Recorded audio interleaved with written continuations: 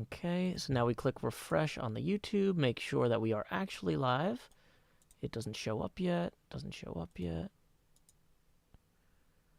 Okay, we are indeed live on YouTube. We can copy and paste that URL out now and tweet it. I'm gonna pop out the chats. Usually there'll be the first few comments start rolling in. There we go. Ryan Prentice says hi. Hello, Ryan. It's me, Joe Hills, joined by Mikayla Ebel. Want to say hi, Michaela? Hello. Hello. Nice to be here. Yeah, it's just us and Ryan at this point, and Lizzie Mack. Welcome, Lizzie Mack. Yeah, we're gonna be hanging out and playing. Well, not playing. We're gonna be chatting about D&D, doing a little bit of drawing, illustrating, all that. We're just giving folks a little bit of a chance to swing on in before we get to it in earnest. Welcome, Hayden and Evan. Once there start being too many names for me to individually greet people. Hey, Brosephine's here. Yo. What up, Brosephine? Yeah, those alerts take a few seconds to go out to everybody. Welcome, Clara. So I see you're already sketching something here. Can you talk about that a little bit while we wait for folks to roll in? Yeah, just working on a little warm-up sketch. I don't know if we will continue to um, do this character throughout the game or throughout the stream. I keep saying game I too. said game. Yeah, it's one of those things like it feels like playing because we're just hanging out and having fun. Yeah. But yeah, I was just like, I'm feeling like a holiday dwarf today. Very fest. Something kind of jolly. Incorporate some of those things that we'll talk about in our stream today. Yeah, that's always one of those weird kind of fun challenges. Like people I knew in college back when 3.5 was a big deal. 3.5 had so many supplements and books and feats and character creation things that you could choose from. They would be like, "Hey, how can I create this character from this movie in D&D?" Or and so, going in and be like, "I'm going to make Santa Claus in D&D." Okay. What feats do I need? I need the ability to squeeze down chimneys. What would that be? You know? Ooh, I mean, classic polymorph maybe, or like Gaseous form is gaseous form. Yep. yeah, it's like that's what chimneys are for, is allowing gases to flow. So, But why make it so easy? exactly. It's like you could just be a species that doesn't have bones. That'd be easier. Just slop on down the chimney.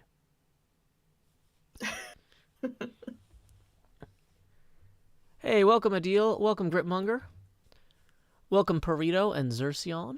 Glad y'all could join us today. So, we're giving people a little bit of time to hop on in. Welcome, Erit. Okay. Is this for our own games coming up? Asked Lizzie Mack. I mean, maybe? The thing is, anytime you start brainstorming character ideas like this, like half the time it's like, no, now we have more good ideas than we have games to play them in. It's true. Yeah, I mean, so far I'm not doing any characters that already exist, so we can totally just invent them. Yeah, that's half the fun. Well, Yeah. welcome, Henri, the Vortex, Bookworms, and Everett. I think I said Everett. Oh, yeah. Okay. What level are we talking? We're not necessarily talking about particularly like, here's how to build a level 8 character or whatever. We're more thinking like, what makes a character fun to play? Or what makes a character good at a table? Uh, what makes a character annoying to a DM? Yeah. Yeah. Okay. It looks like we're starting to get enough folks rolling in that we should probably get going. It's been 5 minutes. So let's go ahead and do our real intro now that we've had a little bit of a warm up hangout. Howdy, y'all. Joe Hills here, recording as I always do in Nashville, Tennessee. And today I am joined in a Discord video call by Mikayla Ebel, who helped who co-authored Icewind Dale, Rime of the Frost Maiden, a recent D&D 5 ebook. Welcome, Michaela.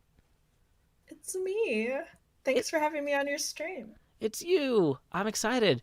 Now, Michaela and I know each other through a mutual friend, Pasta, of Draw 4 Charity. And Boots and Pasta, as far as I'm concerned, basically like are the founders of Draw 4 Charity. Um, so I guess before we get into anything else, could you talk a little bit about, how that got started? Yeah. Excuse me. Well, Pasta and I are both streamers. My stream is kind of on a long-term hiatus because it's been quite a year. Mm-hmm. But in our Twitter and Discord friendship and our um, community that we both share in the Shadow Council, which is the Acquisitions Incorporated, the C Team, like fan group, group community Mm-hmm. thing. No, I write Uh, fan songs for the C Team, so some of my viewers might be yeah. familiar Okay. with Okay. my song "Hit the Merch Store." Um, Oh my god. yeah, which is about I wrote that in like 4 or 5 weeks into season 1 of the C Team. Like the first time they found the Wandering Crypt, I was just seized with just creative joy and wrote a parody of Alleluia. And now I play it Wow. 5 times a week on my stream. So too bad for everybody who watches my stream. That's just what we do. So yeah, the C Team. That is amazing. Yeah, Okay. Okay. So it's not a completely foreign concept. no, it's one of my favorite shows, and I've met so many great people through it as well. That's how I met Pasta, was through the C Team also. So Yeah. Well, we both were pretty heavily into that. We ended up getting Uno. I almost said you know. I don't know when that joke started, but it's stuck in my brain now. mm-hmm. Um, and we're like, wow, we could do like a charity stream or something and just play this game a lot Mm-hmm. for like many hours as a fundraiser. And so, in talking about it, we're like, oh, Clip Studio, why you crashing on me? Uh-oh. We get the real artist experience today. I was gonna say I don't know what Discord's gonna do if Clip Studio crashes. So I We'll might. find out. Yeah, we are gonna find out. Is this one your face? I'm. Worst case, I can turn off the layer that has. Nope, that's. I can't find the layer. I have like 8 billion layers in here. That's my fault. Um, I'm not good at streaming. There it is. Okay. Well, it looks like you're drawing again though. Yeah, So it there we uncrashed. go. Just a Also, temporary crash. yeah, thank you to Darth Worthen for the $3 tip who says, Howdy, Joe. I enjoyed the Among Us games earlier. Well, thank you for joining us for that, Darth. Yes, I must apologize, Michaela. One thing that it does happen during the stream is that people do send me money and then I acknowledge it. Um, That sounds like a great thing to do. I'm yeah, about it. it Send him money. it is it is nice. It's one of those things like people are like, don't you feel weird announcing this and sometimes? And I'm like, I'm a single parent. I need all the help I can get. Like, Yeah, you know, nothing wrong with it. yeah. So I appreciate it, Darth. So yeah, people are saying Yeah, that this looks like Santa. this Oh, is rather a Santa with glorious hair who's also dwarf who has a pig leg. mm-hmm. Gufu Virus says, who is drawing right now? That's Mikayla Abel. Or Ebel, sorry. Bleh. It's okay. It happens a lot. I had it down, but now I'm just like overthinking it because I'm streaming. Yeah, Um, but yeah, that's like I think part of our brains just turn off when we start streaming. I That's agree. Me too. fine. So yeah, one of the things we're going to talk a little bit about today is character creation and how to make fun characters to play in D&D. But I did also, we just went live about 10 minutes ago, so while we give folks a chance to come in, I did want to talk to Michaela a little bit about working on Rime of the Frost Maiden. If you don't know, that's one of the latest D&D adventures to come out. It's for parties between 1st and 12th level, I believe. And, co-author on a D&D type book can mean a lot of things. Can you tell us what your experience was like, Michaela? Yeah, so it was very much a surprise to me. I had my Twitter notifications off because I have anxiety and notifications can get really overwhelming sometimes. And so I was like, oh, well, nothing's important's gonna come in. Like I can get back to people within a couple days. And so I accidentally left Chris Perkins on red for a couple days. Um, whoops. But through For those of you who don't know, Chris Perkins, Dungeon Master to the Stars, wrote Curse of Strahd, which is like one of the books that I'm constantly referring to and building Minecraft stuff from. And he's a pretty big deal in the D&D community. I don't know, is his title like lead storyteller or something these days? yeah, I think like lead narrative designer, Yeah, whatever it is, it's I think pretty. something like that. He's up there. Yeah, he's great. Yeah. But yeah, he was like finding people to work on Icewind Dale, and um he was like, "Hey, like some people recommended you. Would you be interested in this?" And I was like, yeah, sure, I'll go for it." And that was just such a wild experience because I hadn't been published anywhere as any kind of like fiction writer. I had Mm-hmm. done some nonfiction books for a museum in Tillamook, Oregon, Mm-hmm. but that was it. And so getting this like crazy opportunity to work on a D&D book as a really a small time creator was super exciting. And from there, I just met the team of other writers I'd be working with. We formed our own little like group chat so that we could collab and rant and freak out about deadlines together. And we put this book together through our collective powers of imagination. Awesome. Like I'm curious, like, um, a setting book like this, or an adventure book that also describes a setting, there's like different phases of the adventure, where the party is unraveling what their actual goals are or working toward those goals. There's also geographical separation. Like I know that there's 10 towns, for example. Um, did the individual authors like have their work divided up into separate things? Like, is there one dungeon or town where you're like, that's my baby, even though I worked on other parts of this? Like, this is the part that's Michaela. Yeah. So I will get my moment of bragging here. Mm-hmm. The wonderful Danish author Anne Gregerson Mm-hmm. was my like assignment buddy, and we did all of the 10 towns sections. So we focused on that first couple chapters where your adventurers are starting out. Mm-hmm. You get your opening quest to into the world of Icewind Dale, or the region, I should say. And you do those like initial things to level up and learn more about the environment. Mm-hmm. I did do some other locations throughout the books, but those are the ones that I am the most excited about because it, I don't know, it's an opportunity to set the mood rather than jumping in at a higher level like later on in the book. Mm-hmm. You really get down to the little details of like people are paranoid, the weather is terrible here, um, everyone is cold all the time, Mm-hmm. like you would probably typically think. But yeah, I loved doing that. So yeah, we worked really closely on that, and some of the other authors had their kind of focus chapters as well later on in the book. Mm-hmm. Awesome. So you could confidently say if somebody only got a few sessions into Icewind Dale before COVID hit or whatever. Although wait, when did the book actually come out? It came It out came out in recently. September, yeah. So Okay, during so COVID. So even if players only got the book in September and didn't get very far into it, if they've seen the 10 towns, like they've seen your work. Mm-hmm. Awesome. That's true. Nice. It's Yeah. crazy to think about. Yeah, it's one of those things with these adventure books.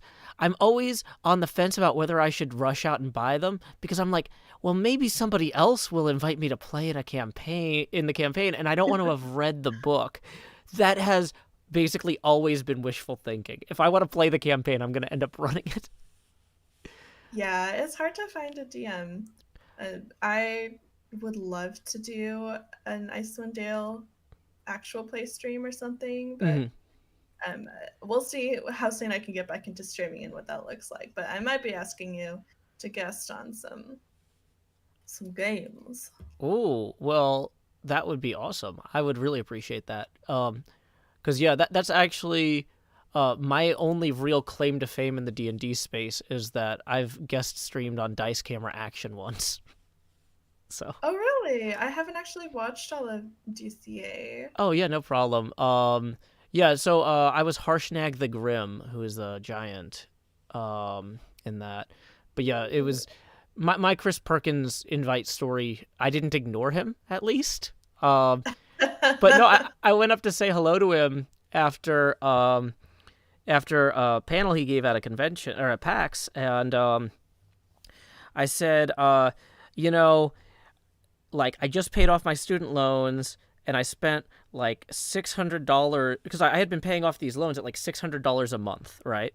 And so then the month after I paid off the loans, I went and bought like hundreds of dollars worth of D&D books because I was like, what am I going to do with all this extra money? Well, for the last 10 years, I've been wanting to buy books and like participate in this, and I haven't had the money, and now I just went to the bookstore and like started grabbing things. It's like I want the player guide, I want the monster manual, I want the dungeon master's guide, like um and then I was like, and so then, I realized that's not sustainable. I can't do that every month with hundreds of extra dollars. So I decided to get a real YouTube podcast studio type thing. And he's like, wait, you have a real studio now? I was like, yeah, why? He's like, well, I need somebody who can be free for 1 to 6 weeks, depending on how long this NPC lives for.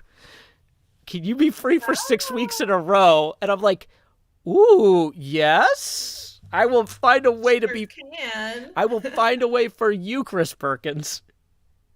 That's Um, so great. and He so, has a knack for finding people who just like will do it.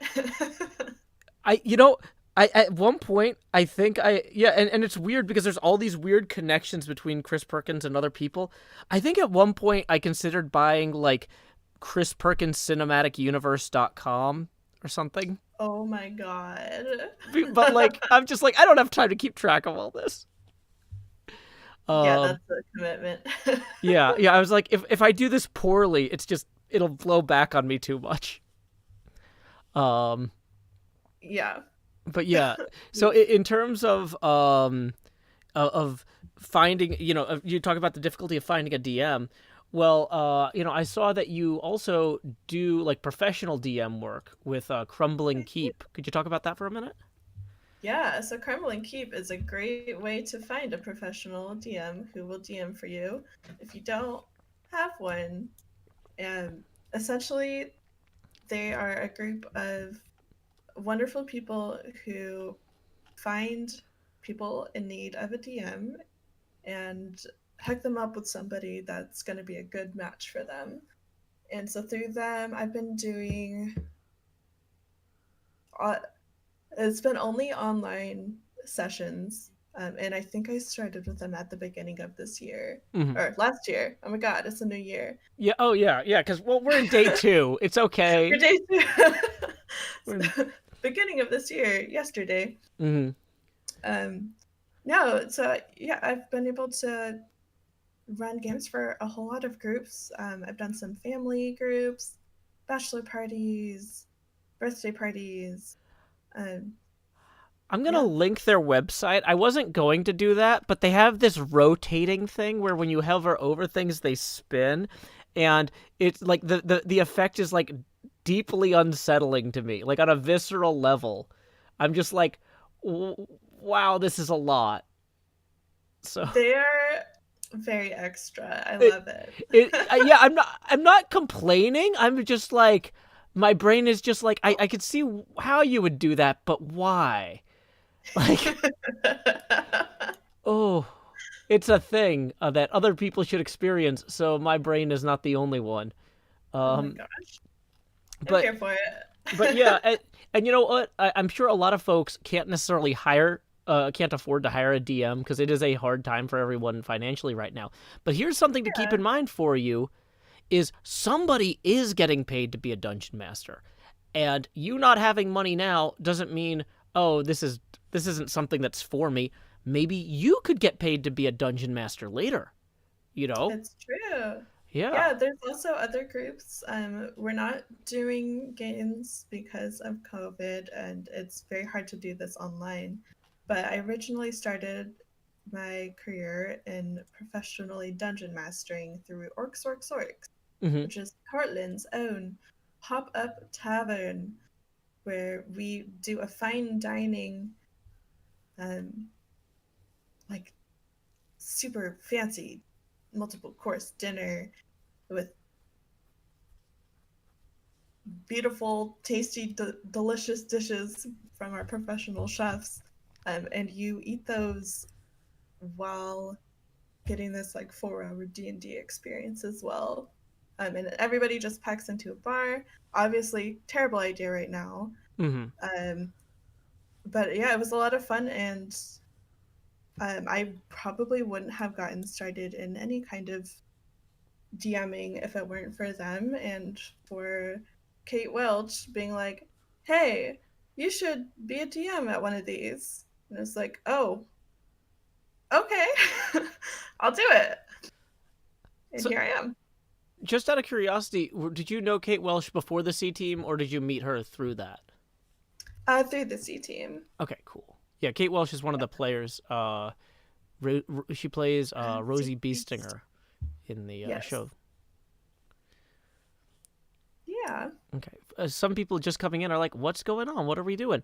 We are just chatting for a little bit with Michaela, who co-authored Dungeons and Dragons: Icewind Dale: Rime of the Frost Maiden. We are gonna get to some character creation stuff in a bit, but when the stream announcement first goes out, it takes folks a little while to roll in. So figure we'd just hang out and chill for a little bit before we dive into the matter at hand. So, Yeah. oh, Ooze the Muse just came in, who says two of my Ooze. favorite fronds. Howdy, What Ooze. up? See, this is why we didn't start. We were waiting for Ooze. It's true. But, yeah, and so Michaela is also the one drawing right now. Um, Yes. so is that like, what is that, a little umbrella? That is a chewinga.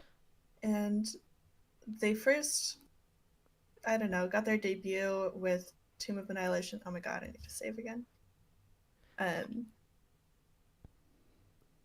but have featured an icy and adorable version of the creature in Icewind Dale. And since we're doing this kind of jolly Santa like dwarf, I was like, he's probably friends with at least a few chewingas.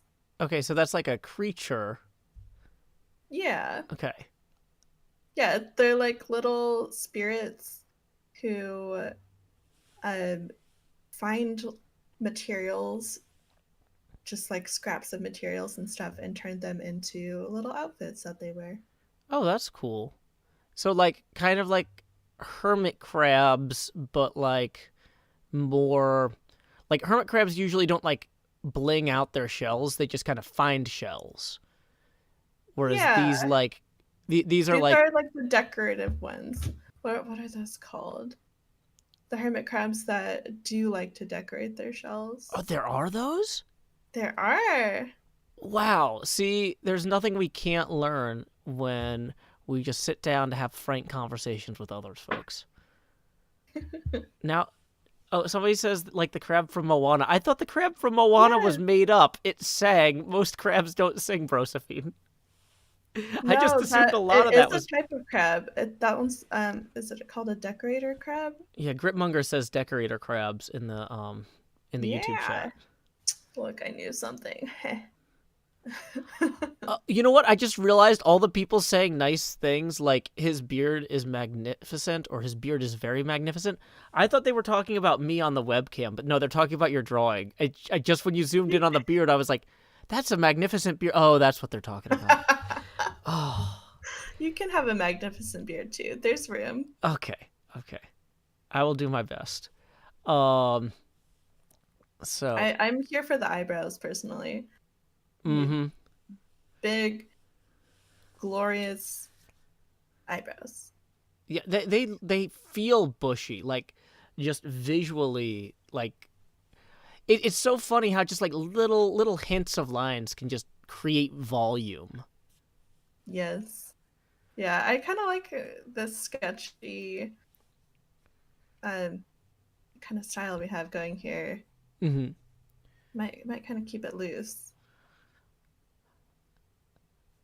So in terms of D&D character creation, though, I figured one thing we might do before we jump into wholesale creating new things is like, do you have any character concepts that you've come up with that you're particularly proud of? And if you have more than one, maybe we'll go back and forth so it's not just like either of us monologuing. Ooh. Yeah, I had this one character that I wrote for a one shot at Rose City Comic Con through Orcs for a panel that we did. It was the first ever live game at Rose City, which was very exciting. Where is And Rose City? Just out of curiosity. Portland, Portland. Okay, which cool. is where I'm based out of. Excellent. Thank you. Yeah. Um, yeah, but their name was Olivia, and they're a tiefling cleric that's green, uh, golden eyes, green hair, kind of like small and nerdy and bookworm like. And they're so committed to their learning that at one point they were like trying to research some kind of monster and weren't finished taking their notes and kind of just hung out while the monster like ate their hand, Hmm.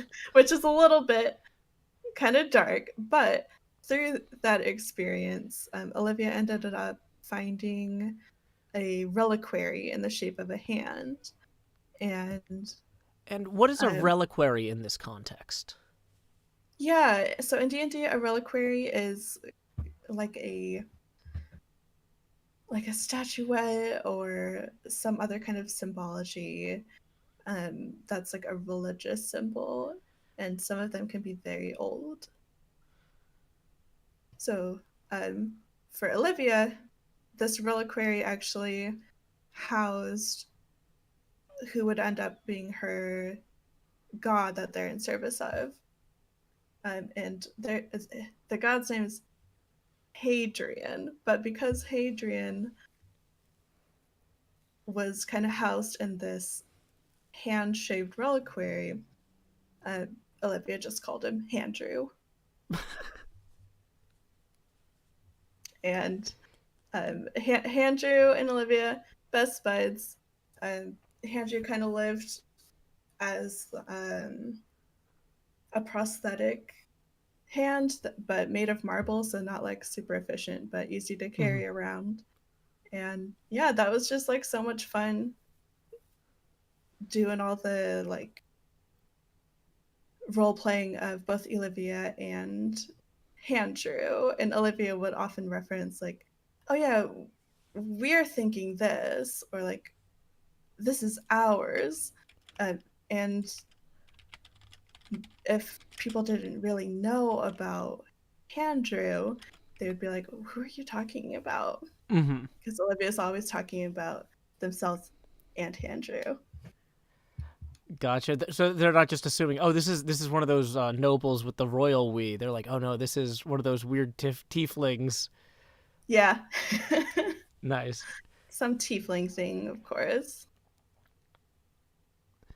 Yeah, like it's funny because like having like familiars and pets in D&D. Not that a hand that's a god is necessarily a familiar or a pet, but like as an analog, like having a second entity that accompanies your character can really be fun for role playing, you know. Yeah. And Yeah, I love it. It always adds flavor. mm-hmm. Have you had any characters like that, You or know, with a secondary buddy? I've been thinking about this, and like for the most part, I don't I don't think that's I haven't actually ever had a familiar or a pet in D&D. It's just one of those weird, like I never planned that. And so I'm actually surprised now looking at it that because like I love it in games I watch, like how Chris Straub on the C team has Legati the snake, and it's just brilliant opportunities for humor that creates. But the closest thing I've had to having a pet was, I guess, I was a cat once, and I only ended up using this character in one shot. Um, and it was really obnoxious because people are used to me being competent, but I was role playing like a Bill and Ted type character, and Okay. the other people in the one shot kept going along with the bad suggestions. And like I kept trying to like Oh, explain to them like out of character, like these are not good ideas. Like, and they're like, no, it seems fine. And I'm like, but it's, should I was just stop talking because like we're all gonna get killed? Like this can't be a good idea. Um, but yeah, I played a tabaxi. I was trying to think of a concept for a bee stinger character, which is like another oh, C team thing. A bunch of folks who were in that fandom, one of the characters had supposedly like dozens or hundreds of children and grandchildren, and some adopted, some genetic. And so I was like, okay, well, I want to play as this kind of goofy tabaxi, like I said, Bill and Ted style, like, whoa, hello, my most excellent person. Well met, oh elf. my god. Like, really just dumb and goofy. Because, like, I spend a Dude, lot of my time thinking at work or at play. And so, like, sometimes it's nice to just play a character that doesn't think, you know? I can relate. I Uh, have a Tabaxi character very similarly. Himbo, like, yeah. So this character was a sorcerer. And so my idea was like that he primarily accompanied like wagon trains or whatever, like caravans. And so all of his spells are good for like either guarding a caravan or keeping fish from rotting because they would bring fish inland from the docks or whatever. And so he had like a bunch of ice spells that weren't like necessarily optimized around like killing people, but just like how do you keep wagons full of fish from rotting and then losing all the money? yeah. Ooh, that's smart. Yeah. That's And very creative. I found like trying to find a spell list that makes sense for your character in a casting class can really do a lot to express who that character is. Although, if your character doesn't come from a combat background and then has like no good combat spells, the rest of the party's going to be mad at you like kind of a lot because they're Yeah. they're going to expect you to do damage, and it's like that's not. Oh, I'm here for the flavor, It's like, yeah, I'm the here. damage. I'm here to keep fish cold and yell for help if we're attacked, like a good At sorcerer. least you know who you are. Yeah, that's the fun part is role playing as someone who knows what they're doing. Yeah. Yeah, you want to do things that wildly deviate from your real world experience, so you work different parts of your brain. Yes. Honestly, I think that is a great part of designing a character to play. I don't know if we really want to go into that yet. Oh no, I mean we can kind of latch on to pieces of this as we go. Um, but yeah, no, go for it. Yeah. So I think role playing a character is a great way to get out of your own experience and take a break from it and try something new and exciting. So I often try to find characters who have very different personalities from my own, or like really big personalities, because I can be kind of subdued when I'm just chilling at home or whatever. Um, but all of those characters that I end up playing are like a different way to express something that maybe I don't express in my everyday life. Mm-hmm. And that's one of those things too. Is like if I have kind of a big personality. I'm not very subdued day to day, which you might have noticed, but I found in terms of table balance, which is like there's a bunch of weird things like when you're trying to balance like both the characters in a party, so um so that the game can kind of move on at a general good pace. Like for example, one game I play in, we didn't have a rogue or anything, and so every time we ran into a lock, anything that was locked, it was just this whole stupid thing.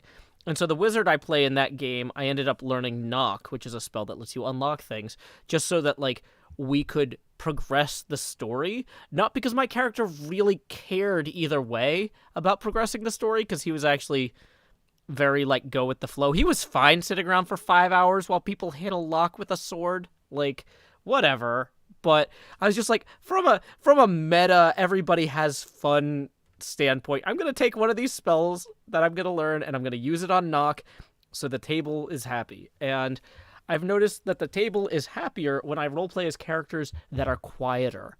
Um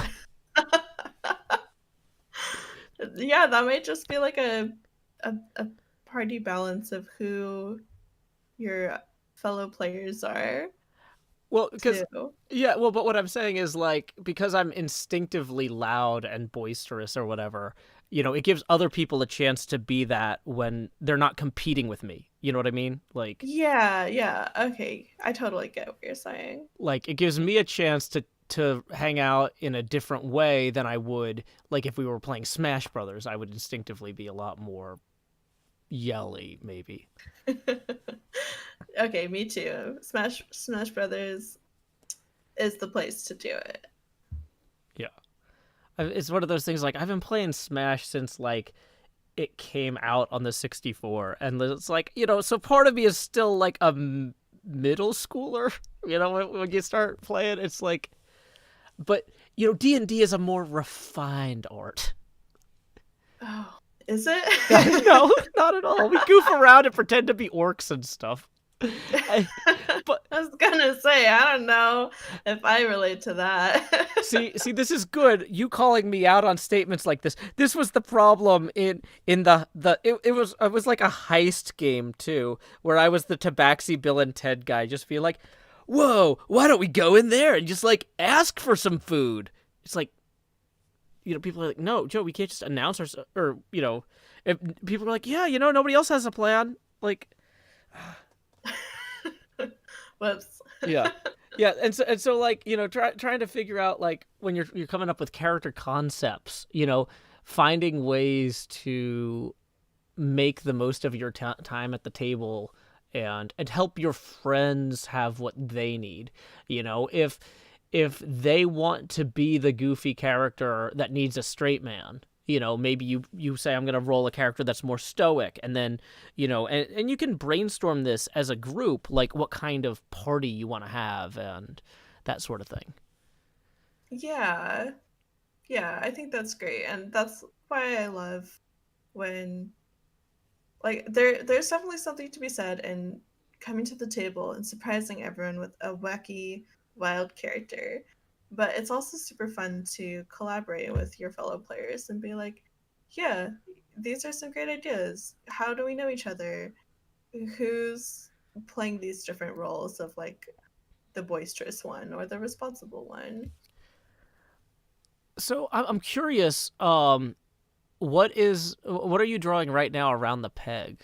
Just So I have had this idea in my head, and I'm just trying this out. I don't know if I actually like this, but I was thinking in D&D, people lose limbs a lot mm-hmm. and have like peg legs or hook arms or whatever. And in Icewind Dale, how would you walk around with a peg leg on snow? It So would is be difficult. so is this a snow So cleat then? Yeah, that's kind of what I'm thinking of. And I didn't actually like look up how it would work. I'm just conceptualizing it here. Yeah. I mean, Um, I think, and like I'm not an expert on like walking on ice because I'm in Tennessee. Like I think in some ways just affixing a single spike might work better from a physics standpoint, but it wouldn't look as cool. And it would damage floors if you were like going in and outdoors all the time. So, yeah, my thought was less ice and more snow. oh, for snow you couldn't have this. Oh, you're absolutely right. You need Yeah, like a. you couldn't have a spike. Oh yeah, because that's the I would opposite just of what you think, want. yeah. So I'm thinking like how do we like create this um thing that they walk on, like a snowshoe but for pig legs. Oh, that's really cool. Also, Incredimike commented, when I started, I tended to play characters exactly like myself. It was easier for learning mechanics, but got boring fast. Well, and that's a great point, too, is if you're a first time player, you know, and your personality isn't incredibly boring, then you could always just play a character with a similar personality to your own and focus on learning the rules and getting Yeah. acclimated. Yeah. So you don't. Oh yeah, my first characters were definitely just self inserts. Like the I yeah. Mm-hmm. I don't. Yeah. See, I was actually thinking about like, because like I'm not good at like actualizing self concepts into public facing ways. I don't know how I would create a self insert character like that. That would be harder for me than making something completely different from me. So maybe what I'll do is when I'm 85, I'll take all my character sheets and I'll see where the gaps are, and I go, guess what's left is me. Just Right? Pretty yeah. much. I think that's a good strat. Yeah, You'd learn a lot. we can't help but learn about ourselves when we play others. Yeah, and that's great. But yeah, it's super fun coming up with like just things that are different. Like I don't have a pig leg here, but Mhm. I am trying to think, okay, like how could I make snowshoes accessible? And that's just like a fun thing to consider.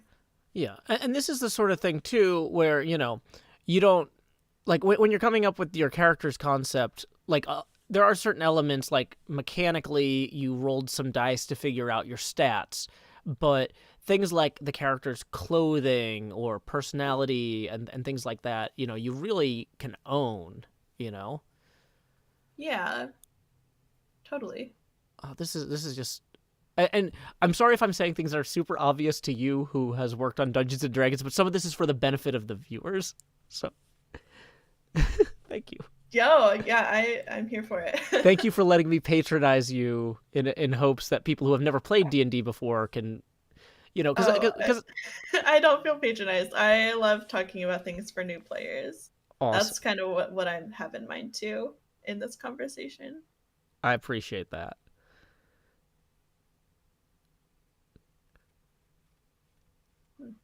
Yeah, some people are saying they just played as themselves with elf ears.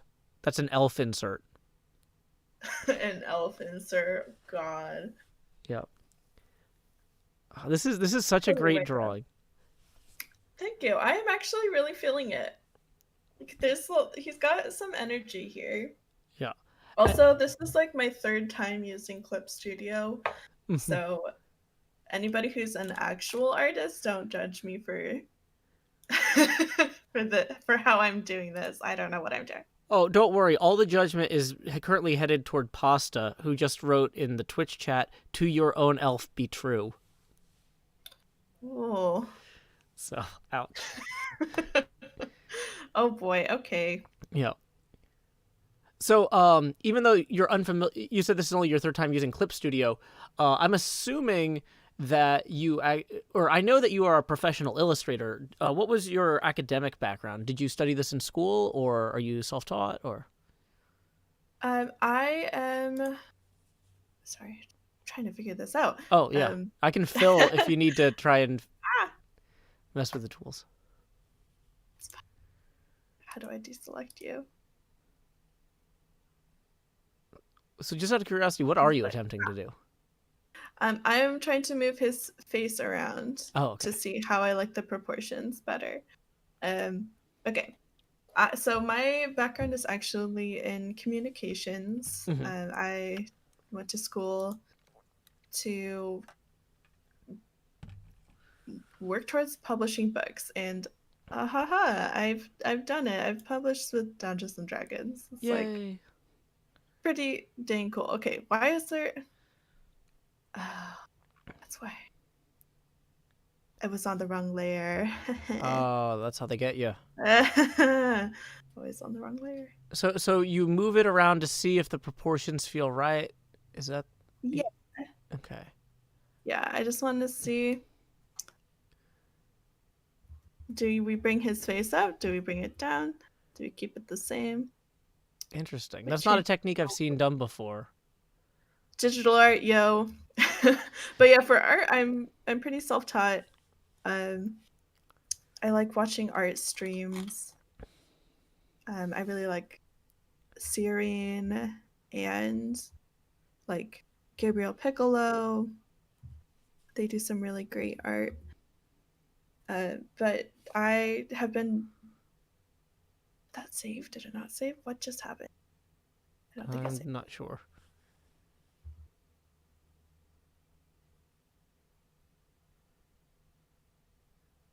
Okay.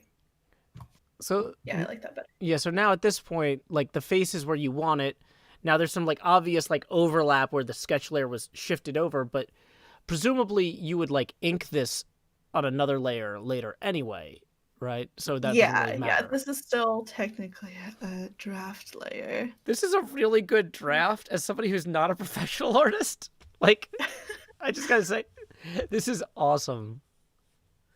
Yay! Oh, that's pencil. People want to know if I can move my face camera in front of the green part of the color wheel to like use it as my green screen. If face camera gets bigger, we'll do that, but we're still $17 away from the first face camera expansion. Oh no, Michaela, I don't think I explained this. Did I tell you that when we hit these tipping milestones, my camera gets bigger? No. Yeah, and so like people asked me so I came up with this idea once, like because I was like, oh no, I've got this expensive divorce, I got this kid I got to take care of. What am I gonna do? I was like, hey guys, every time we get $20 in tips, I'll make the webcam will get bigger. And people are like, Joe, are you gonna put an upper limit on that? And I was like, thinking about like how much I owe my attorney, and I'm like, no upper limit on that. Facecam will just keep getting bigger. Like, yeah. But it does reset every day at 6 a.m. Punxsutawney, Pennsylvania time. Oh my gosh, that's amazing. Yep. That's such a good idea. Born of necessity. Sometimes the best things are. Exactly. But yeah. Yeah. I forgot what I was talking about. Oh, sorry. Yeah, we kind of we got derailed like trying to like look at we were talking about the Clip Studio and the technical stuff, and yes. Oh, being an artist. Yes. Right. Oh, Zachary just tipped 17, who says color wheel hype. So color wheel. So here's what I'm gonna do. I'm gonna take my little camera down here. I'm gonna say, howdy y'all. Grow Hills here, expanding as I always do in Nashville, Tennessee. Grow Hills. Oh my god. Oh, you have there's a limitless there's a deep well of puns that I can just keep. I love it. Yeah, it's got to keep the roof over the head somehow. So I can hear Pasta's groans in my mind. Yeah. Well, I'm not here to impress Pasta. It just happens. Agreed. Same. My gosh. Pasta says, I am here for these Joe thrills. Excellent. So one thing I did want to ask, and I don't want this is one of those questions that like borders into ignorance. Because I understand, like, intellectually, writing a book and drawing pictures in a book are not the same thing. But I was curious if, like, if there was anything where when you were working on the 10 Towns in Icewind Dale, you had sketches where you were like, this is kind of how I'm envisioning this. And then they came back to you and said, hey, instead of hiring a different illustrator for that, can we just pay you to draw that, or no? I wish. Okay. No, also, like, so this is my third time using Clip Studio. Which also coincidentally is my third time using a tablet for art and not just for like Zoom meeting notes or something.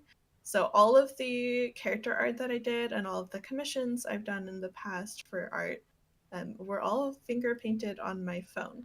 Oh, really? Yeah. So that's where I kind of like learned and was self-taught, and it's just a free app on my phone. This is not an ad, but it's called Sketchbook Pro. Oh, yeah, I've used that. That's from the same company that made CAD, I think. Um, yeah, I don't know what it is. CAD is computer-aided drafting. Oh, okay. But thank you to Chloris for another 10. That puts us halfway to our next face camera expansion. But yeah, I actually I'm sure you get so many commissions you might not remember this, but I had actually commissioned you to draw a birthday gift. Yeah. Yeah, and that came out great. So thank you again for that. That was Oh, very good. I'm well glad. received. Yay! I love to hear that. Yeah, that was one of those ones too though. Like when you commission a present for somebody, you you need to commission it far enough in advance that even if the artist is like, oh, I had a bunch of projects pile up, it's going to be a week or two late, it's still ready for their birthday, and so then it's weird because it's like it's like, okay, I'm not going to get back to you with feedback on how this was received for a while because this person shouldn't see it until their birthday. You know what I mean? Yeah. Yeah. Yeah. Totally. Okay. Yeah, that's one of my favorite things about doing art is just that it will be seen by others and appreciated or hated. If you're Depending evoking on the intention. Yeah, if you're evoking an emotional response, you're creating art. So, Okay, there you go. No, I mean that's the thing is like with YouTube and stuff. It's like, oh no, somebody clicked dislike on your video, and I'm like, the algorithm thinks that's good. If something is 100% liked, it's basically mush. Like, so who am I to Yeah, argue with the algorithm? If this isn't making somebody mad, it's probably not worth watching. I've heard that a lot, but I had not thought about the algorithm implications. That's Oh good to yeah, know. that's why they have buttons for that. Yeah. Wow. Hmm. Because what they want to Let's see not is let's not do dislikes on Twitter though. We don't no. need that. Well, Twitter doesn't have dislikes, Well, and I if they're found just talking about replying with it, the word they're talking dislike is about inappropriate. I don't actually do that, but that seems like the sort of thing that, like, if I was writing a super obnoxious character, which we're talking about, um, character creation, yeah, having them just manually writing dislike to people would be a great character trait. yeah. Oh my gosh. What happened here? Ooh, is that? Did one of the layers get moved somehow? I think so. That's Let's put really you interesting. back. God damn it. I don't know how to use stuff. Also, sorry, I don't know if this is a swear friendly stream. Let's try not to swear. It's Yeah, you know, I um, apologize. no, thank you. Yeah, and that's not something I explicitly said earlier, so that's on me. Apologies to anybody watching with kids. Um, but yeah, you can just move that layer right along. There it goes.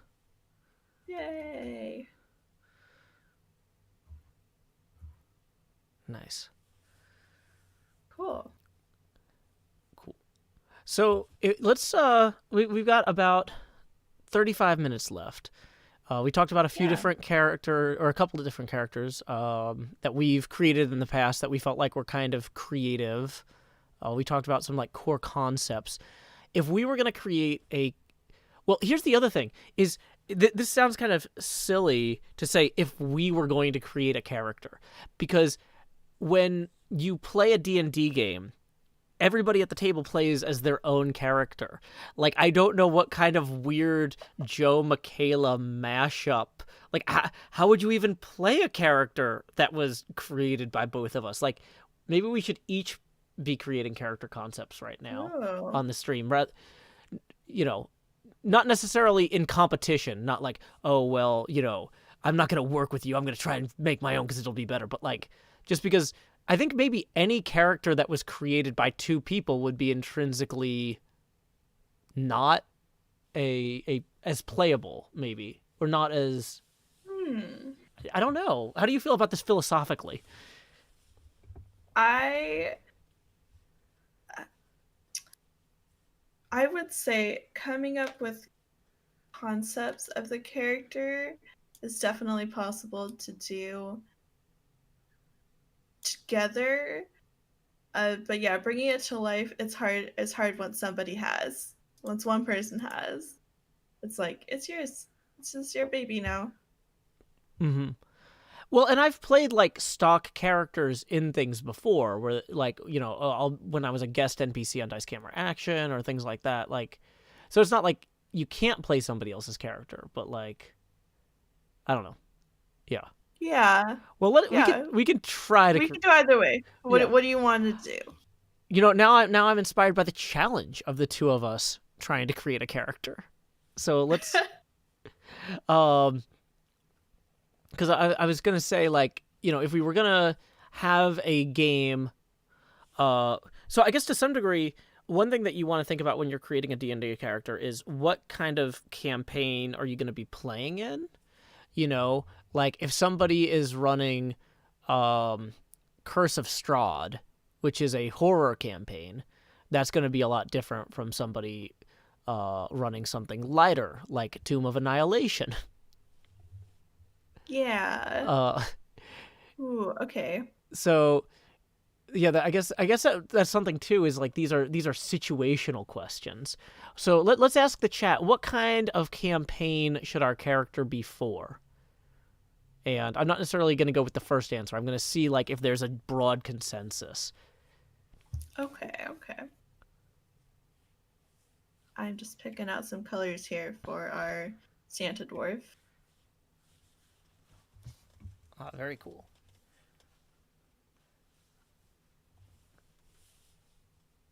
And the chat's on a delay, of course. So Oh, yeah. Melons Away says gritty survival. And I was just like, oh man, that's Ooh. like Die Hard with gritty in it. Like the Philadelphia Oh. mascot. And, Gritty. and then I was like, oh wait, no, that means like dark and lived in, like dirty universe. Okay, never mind. Gritty survival. I get it. I'm not. I mean, we could make Gritty as a D&D character in a gritty survival. I'm. How would you make? That would actually be maybe let's move this one level of abstraction out. Let's make a character who is like a mascot or something, Ooh. right? So like what kind of thing in the D&D setting would have mascot? Because like in theory there are like bars and restaurants. There's probably a D&D equivalent of Chuck E. Cheese. Um there's Yeah. there's sports teams maybe. I mean are there like I'm sure Waterdeep There's has like horse racing or something. But I don't know horse. probably. And we also have, like, Ac Inc. has mascots. So you could say adventuring guilds, and all the guilds probably have mascots to some degree. Oh, that's true. That's true. Um, I'm Changey, the Money Changers Guild mascot. Changey. Oh god. In a gritty survival. Changey's been through some hard times. Yeah, it's one of those things like like the party is locked inside of a bank vault during a robbery. Oh my gosh. That would actually be an interesting one-shot concept. is like y'all are going into this bank to retrieve an artifact from a vault, right? And then the vault door swings closed as you hear somebody, or people screaming, "Get everybody, get down!" Yeah. And so you've got like this initial escape room element, and then you've got the because it's like how do we get out of the vault, and then you've got the like Uh-huh. how do we help, or how do we deal with the situation where presumably you would have like the robbers are in the bank, and then there's like city watch surrounding the building, so it's like this hostage situation. You could do something neat with that. Sorry, we're getting That would be this is the Yeah, hard thing sorry, of my face was probably just spacing out, but no. I'm listening. I'm just like, wow, that's so interesting. This is the problem with brainstorming anything for D&D is everything is such a creative opportunity. Being like, I'm going to create a character, accidentally creates a one shot. Like, What is a character without a one shot, though? yeah, exactly. You can't throw away one shot. Okay, Uh, Hamilton. yeah, Lafayette from Hamilton would actually be a really interesting character concept. Like, um, just this Yeah. like obnoxious like overseas scion of a noble family. Although I think that's probably pretty standard stock D&D stuff actually. It's like if you Yeah, he is the D&D character. he's one of the closest things to a real life D&D character we have. I agree. Um yeah, so are there any institutions in the 10 towns that would have a mascot since you're our 10 towns expert? Ooh. So I would go with there's a town called Goodmead, and they're known for making good mead, Mhm. Welcome to Good clearly. Mead, home of the Good Mead. Can I take your Yes. order? And can I take your order? They have like a big beekeeping area. And so in the town, you often will just hear these bees buzzing all the time. They probably need a mascot. I don't know if they canonically do, not that I can remember, but I think that definitely deserves a mascot. Yeah. And that's the sort of thing that can evolve organically too. Like, oh, the beekeepers come out for the annual bee festival in their like full beekeeping gear. Because like obviously they don't just wear that around town normally. But like Probably. in the same way that like when the firemen are in a parade, they wear like their firefighting outfits, you know? Yeah. Like and so Huh. yeah, so maybe that there's like a bee mascot or a beekeeper mascot that's like an amped up version of that they bust out once a year or two for the festival. Um Ooh, like a giant bee. yeah. And so well here's a fun thing is that it could be like a town secret who the mascot is, right? Oh my And gosh, so yeah. your character like is always the mascot, but they're not always wearing the mask. It's like this secret Whoa. identity thing. Superhero mascot origin story or supervillain. Exactly. I Now, could of see I course. could see a mascot becoming a supervillain very easily. Oh yeah, yeah. Well, and that's the thing though is supervillains are so big on branding. That's the difference between supervillains and villains, really. Yeah. Yeah. Always be branding. Mm-hmm. It's yeah. I was reading a science fiction book recently that just came out called Situation Normal. And at this point, it takes place in the far future, and brands are like self aware, independent, like AI entities. And like if they are starved of consumer engagement, they go mad. Wow. And it's just like, Oh my gosh. Yeah, and so like when we think about like and I mean what you do creatively isn't as necessarily as big on like uh individual branding, but like whereas like you know I'm doing the YouTube thing and the Twitter thing, and it's all very like, it's me, Joe Hills. And I'm like, thinking about like how the last 9 months spent in my apartment not talking to anyone has not been great for me. It's like, seeing these brands go insane in this book, it's like, oh man, yeah, this is bleak. I don't, Yeah, that's true. uh, I feel that. yeah. Um, Hello Kitty FSN says, this is beautiful. Did you use a mouse or pen to draw? I am using a pen and a Wacom Intuos. Ooh. Is there nothing we cannot accomplish with a plastic rectangle? This is the future. The plastic rectangle? Yeah, it's like that's what those tablets are Oh, the basically. tablet. Yeah. Yeah, I know. Yeah, it took me a second. I was like looking at my computer screen here, like what plastic rectangle as my hand draws on a plastic rectangle. Um but yeah, and that's one of the sorry to get back to the mascot character concept idea. Oh yeah. Yeah. So you can have the idea that the person is a town mascot and the other party members don't know. Cuz like there's this thing in D&D where a lot of new players they want their characters to have like these deep dark secrets or something because they think it'll be really dramatic. But the thing is, the more like actually deep and dark the secret is, the less fun it actually turns out to be. Whereas if you have a very silly secret that's very important to your character, but like objectively, it's probably okay if people figure out that he's the town bee mascot. Like you can have a lot more fun with that. Yeah. Yeah, I think that also is another thing that's like um good to check in with your fellow gamers. Like, what do you want out of the game? Do you want something that's more like emotionally intense, or do you want like a fun, goofy secret like being a giant bee mascot once a year? Yeah, and like this is something too. Like I know some players, they're like, I want to like leave backstory hooks for the dungeon master to fill in. So it's like Yeah. if your character doesn't know who their dad is, on a long enough timeline the dungeon master will create one.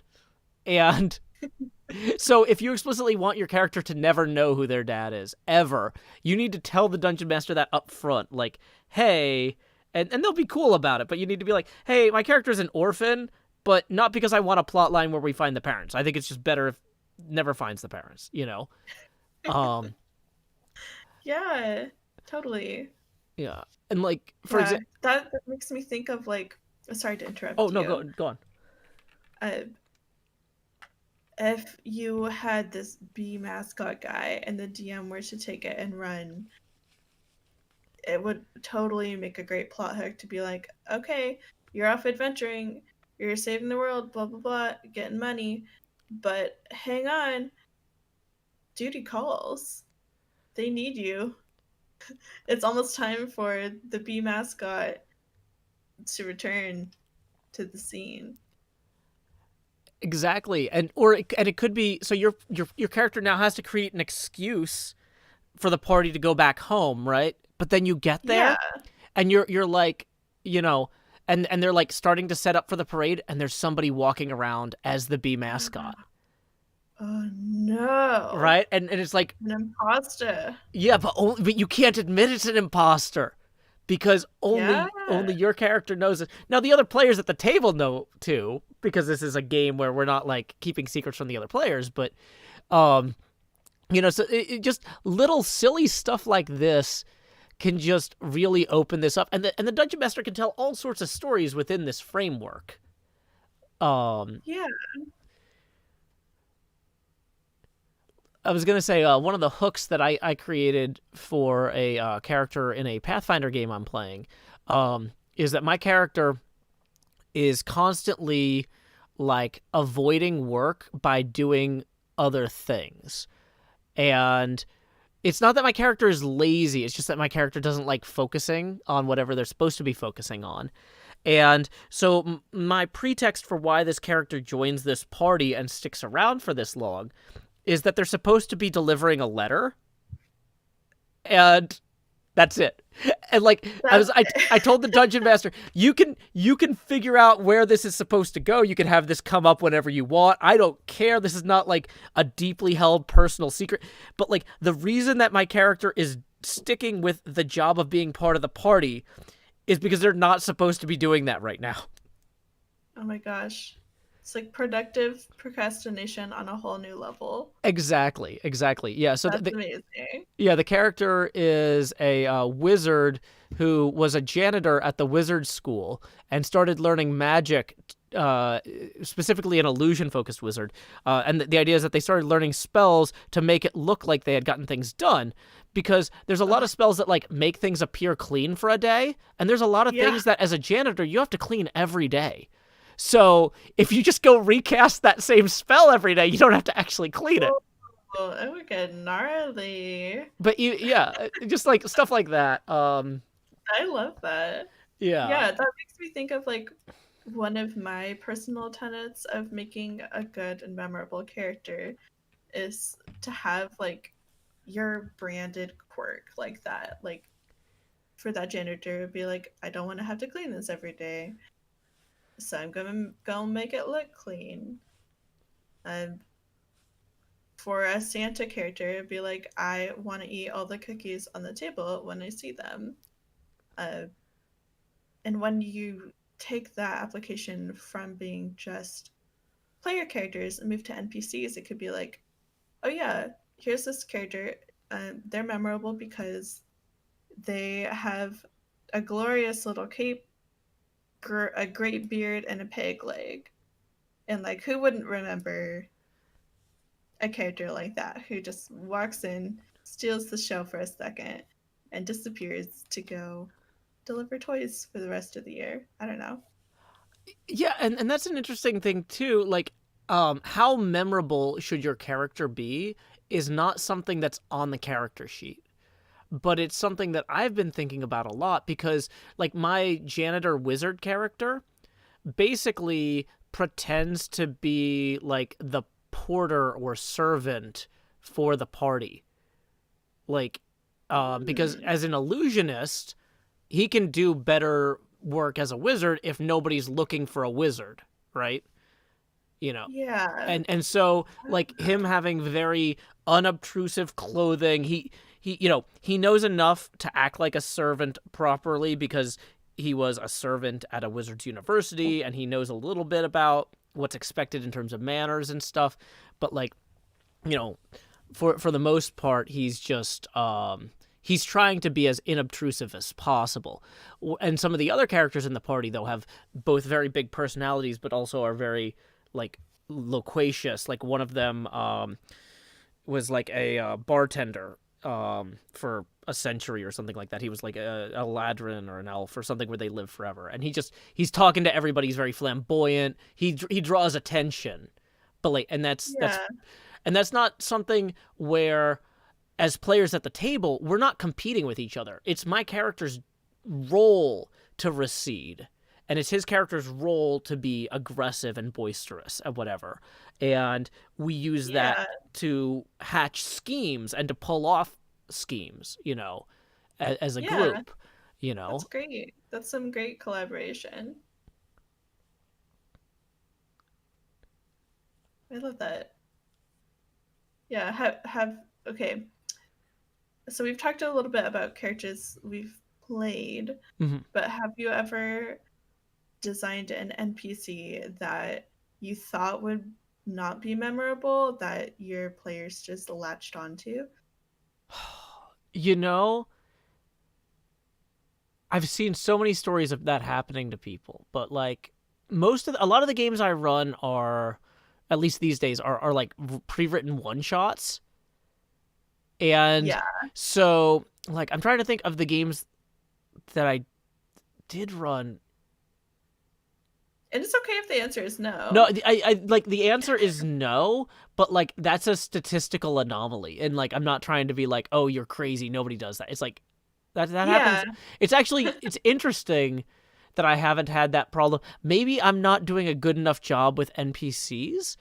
Um, I think part of it too, Hmm. though, is I tend to a lot of the people that I run games for, like in my friend group, um, we tend to have enough players that like they like to be like relatively autonomous. You know, they don't like to have the tag along NPCs very much. So they're like, Yeah, you know, that makes what do we sense. need from you? Okay, we'll be back. Not like, why don't you come with us? You know. Yeah. Yeah, that And definitely makes it a different situation. but every party has a different kind of dynamic or chemistry with stuff like that. Yeah, totally. Should we make Santa Dwarf's vest blue or green or red? You can Let's decide. see, blue, green, or red. Let's ask the chat.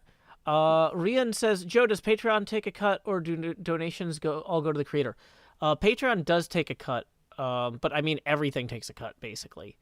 YouTube, Super Chat takes the worst cut. PayPal and Patreon are pretty light in comparison. People are yelling blue. Blue would be Blue. lovely. What program is this? Clip Studio Pro? Um, Or was that wrong? Eclipse Studio Paint um EX expert, I guess. Oh, I don't know. yeah. Clip, Sorry, it's not Pro. It's Expert. yeah. uh, I think it's Clip Studio Paint is what the like original program is called, and then like inside Clip Studio you can do like the paint mode, or they have like a 3D modeler program too, which I don't think I want to touch for a while.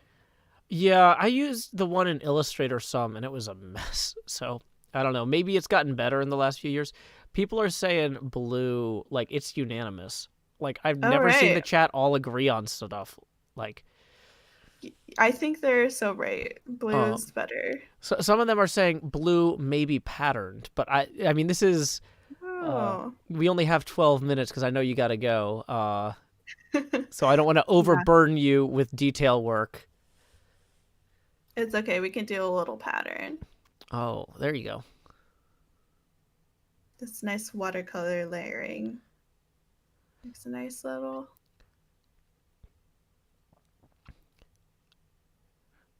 But yeah, and that's the sort of thing too. Like if your character has like back to kind of some visual stuff. If your character has like distinctive visual patterns or whatever on their clothes and stuff, and you can work that into things somehow. Like if this guy always wears patterned vests, maybe not always the same color, but you know, what happens when the dungeon master wants to introduce his brother running into like his should his brother have Oh, should his brother also have patterned vests, or should the whole thing be that the brother has patterned pants and plain vests?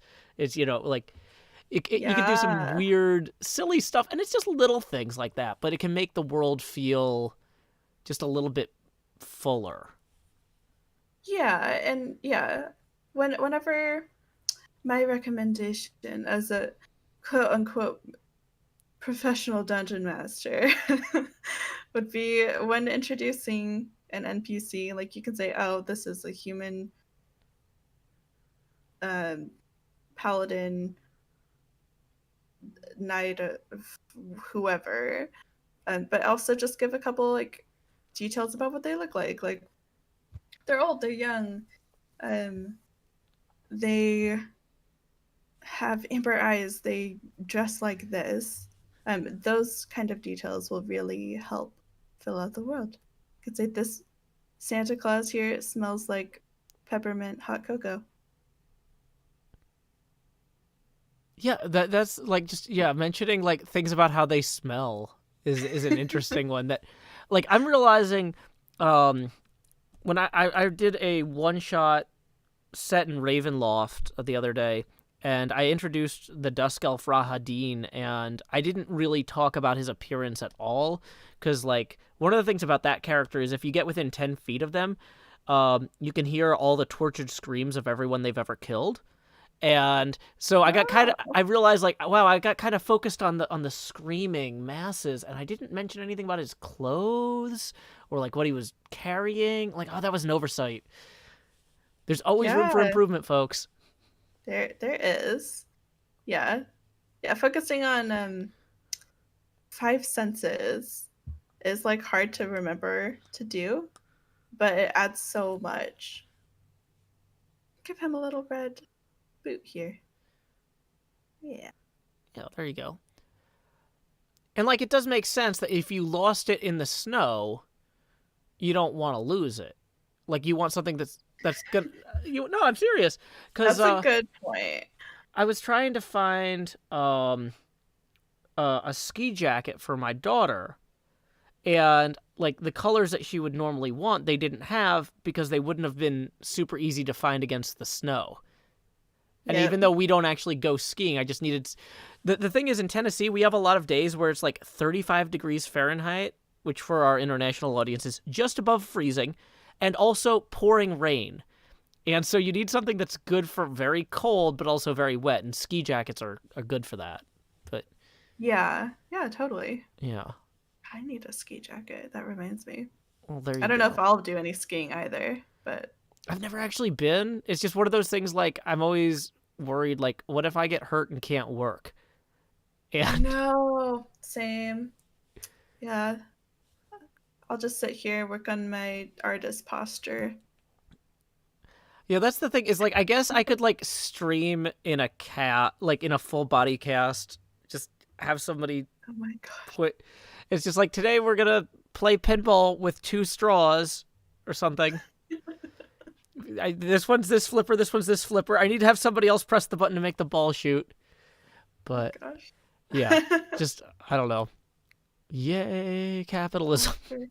Yay, capitalism. It's so funny. My partner's mom got him a posture correcting backpack thing Uh huh. that like pulls your shoulders back. Mm.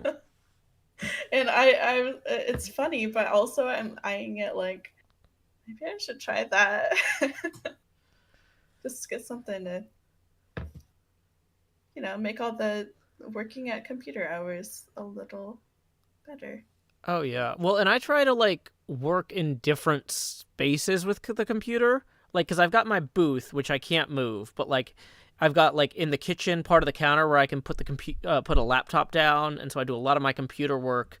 Like if I'm doing something with spreadsheets, I'm either at the dining room table or standing at the kitchen counter, just so that I'm not always in the same chair with the keyboard in the exact same location, you know. Yeah. Yeah, that makes sense. But yeah, this illustration is great. I am quite happy. Wow. So is the little spirit thing, if you were going to color that, would you give that a different palette in order to make it feel like its own entity? Or, okay, you know, you're pulling the same blue. Yeah, I'm keeping some of the same blue. I think I'll do some like little ghosties around it Mm-hmm. because it's quite chill. Um, but I don't know. Maybe I'll pull in some like twig colors, do some evergreen leaves here. Oh, that's cool. I'll do some straw. Also, I think I'm painting this on the wrong later. Totally am. Oh well. Well, that's just how it goes sometimes. Well, and once again, this is like a casual hangout thing. This isn't a professional like, hey, we need this for our book type thing. That's true. Well, there we go. Oh, looks Here we have wonderful. him. The dwarf Santa. I actually really am loving the boot, the snowshoe. Yeah, that came out great. Clean that up. Yeah. Yeah. Wow. If somebody wants to tell me if this is actually viable as a prosthetic, I mean, I won't complain. That would be cool. Yeah, I don't know enough about the physics of that sort of thing, but I have no idea. But D&D, it's probably magic anyway. yeah. Well, because why wouldn't it be? We've got that. But yeah, this Totally. yeah, and this is one of those characters like if we were going to just imbue this character with some personality, like it seems like okay, so we've got like old, experienced, but like joyful, likes people, the Yeah. like He definitely always has like Altoids in his pocket. He's mhm. like, "You want a breath mint?"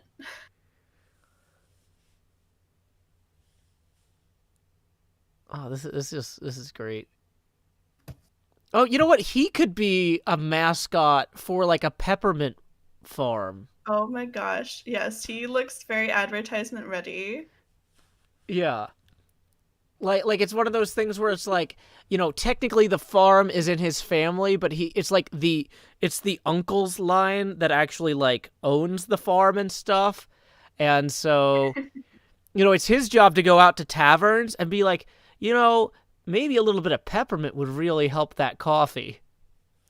I, It's true. you know, And since he smells like peppermint hot cocoa, he's just a walking advertisement. yeah.